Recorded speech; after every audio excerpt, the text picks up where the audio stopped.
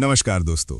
अगर आपने आज चेन्नई सुपर किंग्स और कोलकाता नाइट राइडर्स के बीच खेला गया ये दिल की धड़कनें रोकने वाला मैच देखा है तो सबसे पहले अपने कलेजे पर हाथ रखो और हमारी इस वीडियो को एक जोरदार लाइक ठोक दो, क्योंकि आज का टारगेट है पूरे 10 लाइक।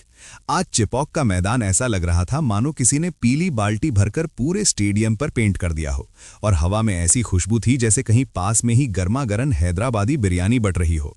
आज आमने सामने थे दो दिग्गज, एक तरफ ऋतुराज गायकवाड़ की येलो आर्मी और दूसरी तरफ श्रेयस अय्यर के नाइट राइडर्स, जो आज पूरी तैयारी के साथ आए थे कि कुछ बड़ा करके ही जाएंगे।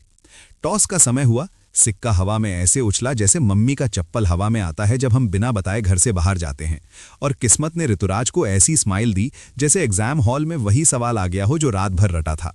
ऋतुराज ने बिना टाइम वेस्ट किए बोल दिया कि भाई हम पहले गेंदबाजी करेंगे, क्योंकि ओस आने वाली है और रन चेस करते वक्त जो मजा है वो कहीं और नहीं।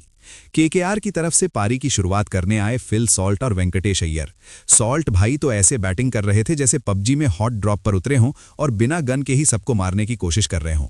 लेकिन सामने थे मथीशा पथिराना, जिनकी यॉर्कर गेंदें किसी वाईफाई सिग्नल की तरह तेज और सटीक थीं। पहले ओवर की तीसरी ही गेंद पर सॉल्ट ने एक हवाई शॉट मारा, लेकिन गेंद हवा में ऐसे टंग गई जैसे किसी ने चिप्स का पैकेट छत पर फेंक दिया हो, और नीचे खड़े धोनी भाई ने उसे ऐसे पकड़ा जैसे मम्मी हवा में उड़ता हुआ रिमोट पकड़ लेती हैं। पूरा स्टेडियम एक सेकंड के लिए सन्नाटा मार गया। ऐसा लगा जैसे किसी ने मैच को बीच में ही बफरिंग मोड पर डाल दिया हो। इसके बाद श्रेयस अय्यर ने मोर्चा संभाला और कुछ ऐसे कड़क शॉट लगाए कि गेंद भी चिल्ला रही थी कि भाई थोड़ा धीरे मारो, मैं भी थक गई हूं। केकेआर ने मिलकर बोर्ड पर 190 रनों का ऐसा पहाड़ खड़ा कर दिया जो देखने में किसी बॉस लेवल के विलन जैसा डरावना लग रहा था। अब बारी थी चेन्नई के शूरवीरों की। ऋतुराज गायकवाड़ और रचिन रविंद्र मैदान पर ऐसे उतरे जैसे बोले, चिंता मत करो, मैं हूं ना। ऋतुराज का एटीट्यूड आज एकदम फिल्मी था। उन्होंने आते ही सुनील नरेन की फिरकी को ऐसे पढ़ा जैसे कोई पुराना अखबार पढ़ रहा हो। एक कवर ड्राइव उन्होंने ऐसा मारा कि गेंद सीधे बाउंड्री के बाहर जाकर बोली, भाई मैं तो घूमने आई थी, मुझे वापस क्यों भेज दिया। लेकिन बीच में सुनील नरेन में अपनी उंगलियों का ऐसा जादू दिखाया कि रचिन रविंद्र का विकेट ऐसे उड़ा जैसे महीने के आखिर में बैंक बैलेंस उड़ जाता है। सन्नाटा ऐसा छा गया कि अगर कोई स्टेडियम में बैठकर पॉपकॉर्न भी चबाता तो उसकी आवाज पूरे चेन्नई में गूंज जाती। मैच अब ऐसे मोड़ पर था जहां सांसें अटक रही थी और टीवी भी बीच बीच में बोल रहा था कि भाई थोड़ा पानी पी लो, पारा बहुत हाई हो गया है। तभी मैदान पर एंट्री हुई उस शख्स की जिसके लिए पूरा हिंदुस्तान अपनी पलकें बिछाए बैठा था, MS धोनी। धोनी भाई ऐसे आए जैसे किसी ब्लॉकबस्टर फिल्म का हीरो स्लो मोशन में एंट्री लेता है।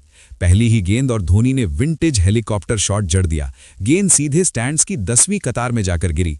कमेंटेटर चिल्ला उठा, बूढ़ा शेर अभी भी दहाड़ना जानता है। आखिरी 2 ओवरों में चाहिए थे 32 रन और सामने थे हर्षित राणा। धोनी ने एक ऐसा छक्का मारा कि गेंद सीधे स्टेडियम की छत पर जाकर बैठ गई और वापस आने का नाम ही नहीं ले रही थी। केकेआर के गेंदबाजों के चेहरे पर ऐसा एक्सप्रेशन था जैसे वाईफाई अचानक से कट गया हो और गेम बीच में ही अटक गया हो।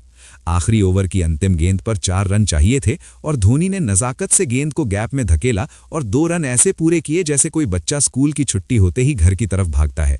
चेन्नई ने यह मैच जीत लिया और पूरा चेपॉक धोनी धोनी के नारों से ऐसे गूंज उठा जैसे कोई ज्वालामुखी फट गया हो। यह मैच नहीं, पूरा बॉलीवुड मसाला था जिसमें ड्रामा था, एक्शन था और अंत में हमारे थाला की जादुई जीत थी।